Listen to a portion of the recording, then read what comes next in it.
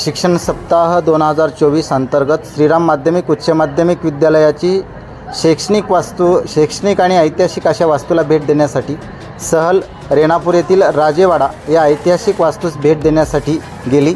या प्रसंगी श्रीराम विद्यालयाचे सांस्कृतिक विभाग प्रमुख अमृतेश्वर स्वामी, इतिहास भूगोल विषयाचे विषय शिक्षिका अनुसया कांबळे मॅडम आणि सर्व विद्यार्थी उपस्थित होते।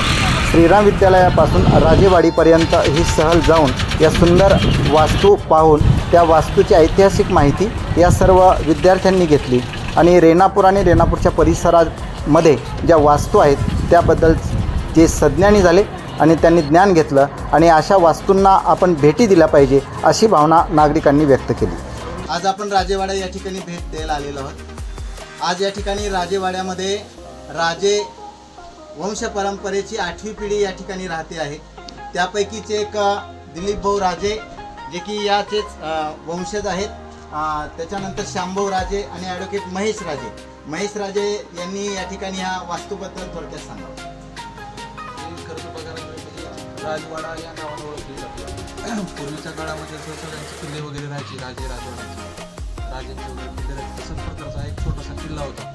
या किल्ल्यामध्ये आमचे कान्होजीराव राजे म्हणून आमचे पूर्वज होते, त्यांनी या वाड्याची आणि या इथल्या आजूबाजूच्या सगळे परिसराची सरदारकी बहाल केलेली होती त्यांच्याकडे होती। आणि त्या सरदारकी मार्फत ते काय करायचे, आजूबाजूचे जे काही खेडेपाडे किंवा आजूबाजूचे जे गावं आहेत त्या गावातल्या लोकांना काही सुखसुविधा असतील, त्यांच्या अडचणी असतील, त्या ह्या इथल्या या मेन पॉईंटवरून ते या किल्ल्याच्या मार्फत किंवा इतर राहून सगळ्यांच्या सुविधा वगैरे बघायची आणि त्यांच्या काही प्रश्नांच्या अडचणी वगैरे असतील ते सोडवायचे। त्या काळामध्ये बांधलेली जी वास्तू होती इसवी सन माझ्या मते 1600 ते 1700च्या दरम्यान हा वाडा बांधलेला आहे।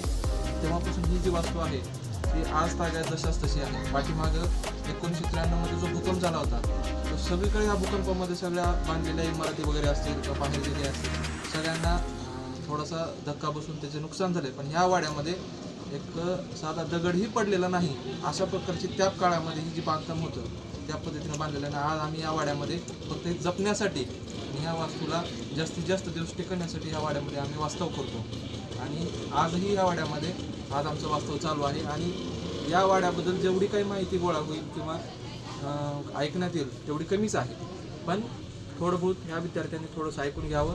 इथून पुढे जसा वारसा आहे ऐतिहासिक वाड्यांचा तसा वारसा तुमच्याकडे कोणाकडे असेल किंवा पुढे कोणाची असेल तर जपण्याचा प्रयत्न करावा। पाडण्यास किंवा या करण्यास कोणी त्याला असं हे करू नये आणि याला जपत पुढे जावं। आणि आता हळूहळू आपण या वाड्याची माहिती घेऊ पुढे जाऊ।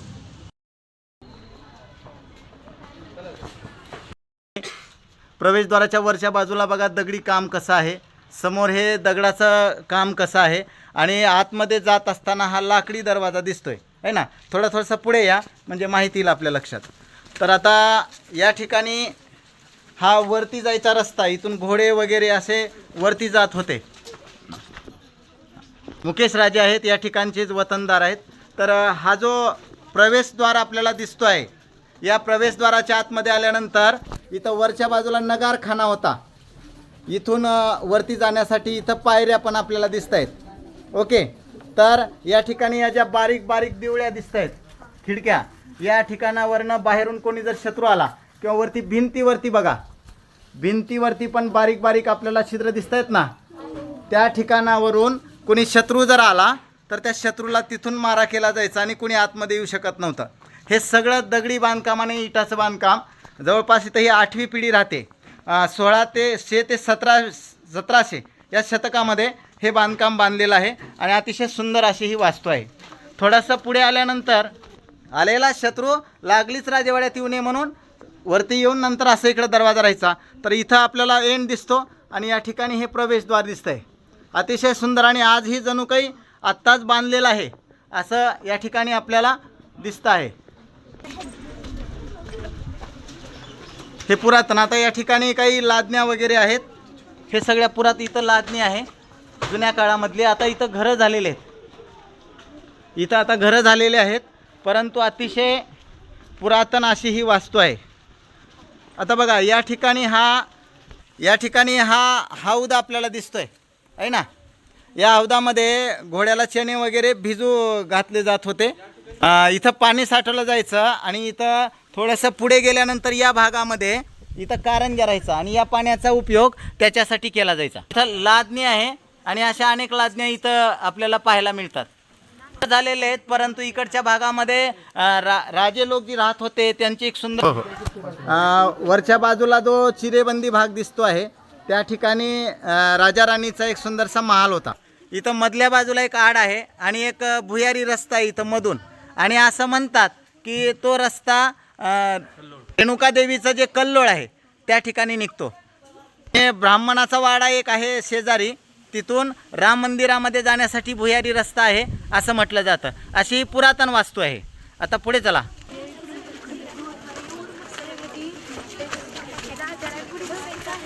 या ठिकाणी या वास्तूच्या इथं जी छोट्या छोट्या खिडक्या दिसत आहेत, इथून पलीकडला जो ब्राह्मणाचा जो वाडा आहे त्या ब्राह्मणाच्या वाड्यामध्ये व्हेंटिलेशन येण्यासाठी या अशा छोट्या छोट्या खिडक्या दिसतात.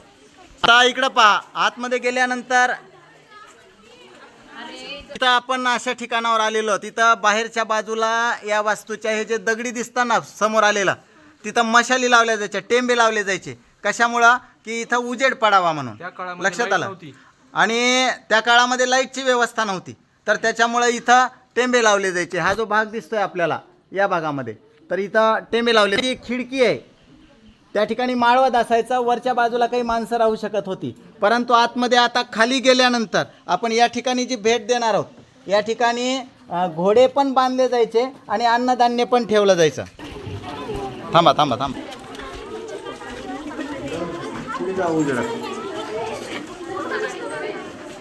हां, इथं घोडे पण बांधले जायचे आणि अन्नधान्य पण ठेवलं जायचं या भागामध्ये.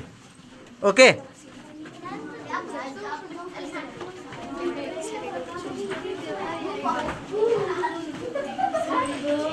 इथं अन्नधान्य सुरक्षित ठेवलं जायचं आणि घोडे वगैरे बांधले जायचे या भागामध्ये.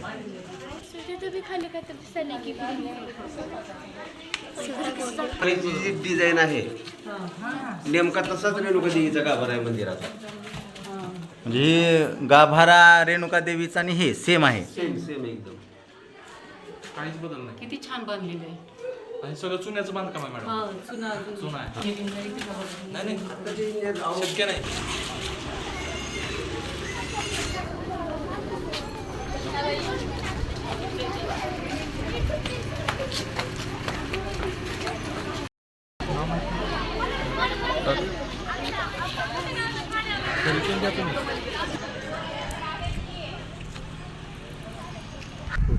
आत्ता आपण राजेवाडा पाहिलेला आहे. राजेवाड्याच्या शेजारीच पाटीलवाडा आहे, जिथे की त्याला ब्राह्मणवाडा असं आपण म्हणतो. आणि दोघं जण मिळून या आजूबाजूच्या परिसराचा कारभार पाहत होते. तर आता आपण पाटीलवाडा पाहणार आहोत.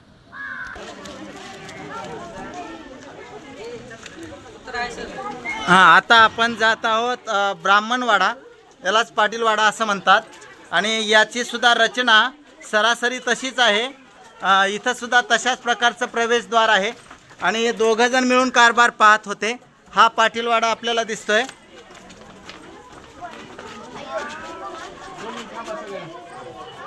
तशीच ही वास्तू सेम ॲज इट इज. काहीच बदल झालेला नाही वाड्यामध्ये.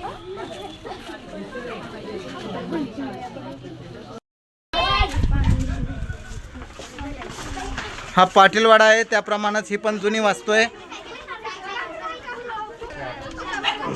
आता थोडीशी पडझड झालेली दिसते, परंतु आतमध्ये आल्यानंतर आपल्याला आतमधल्या जुन्या वास्तू दिसत आहेत. इथं घोडे वगैरे बांधले जात होते या भागामध्ये. नको लेकर. सेम स्ट्रक्चर आहे का? सेम असंच होतं. सेम स्ट्रक्चर दोन्ही बाजूचा. तर आपलं त्या काळापासून हे मंदिर आहे. जुन्या काळात कोणतं मंदिर? नरसिंहाचं मंदिर म्हणायचं. नरसिंह मंदिर. त्यांचं जे काही शस्त्रसाठा वगैरे सगळं ह्या बाजूला ठेवायचं. तरी काही विहीर आहे हे बघा. अरे थांब थांब दमान. वरून आहे रस्ता. वरून जाता येते. तिथे एक विहीर होती. हिर आहे का? हां.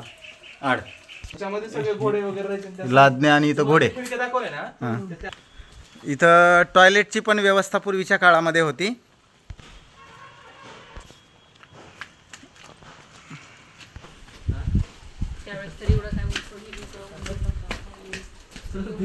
त्या काळामध्ये आड राहायचे आणि हा पाटील वाड्यामधला हा आड आहे. त्याच्या खाली जी आहे ना, खालून बी पाणी.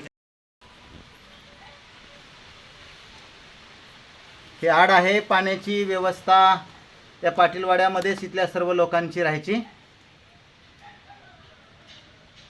आहे की पाणी हा आहे ना. दिसलं का मॅडम? हे काय इथून दिसतंय. या ठिकाणी उतरता येत होतं का? पाणी दिसतंय. ह्याच्यावर रूम असायचा. म्हणजे हे जे पायर आहेत ना, म्हणजे याच्या वरच्या भागावरनं पूर्ण रेणापूर दिसलं जायचं.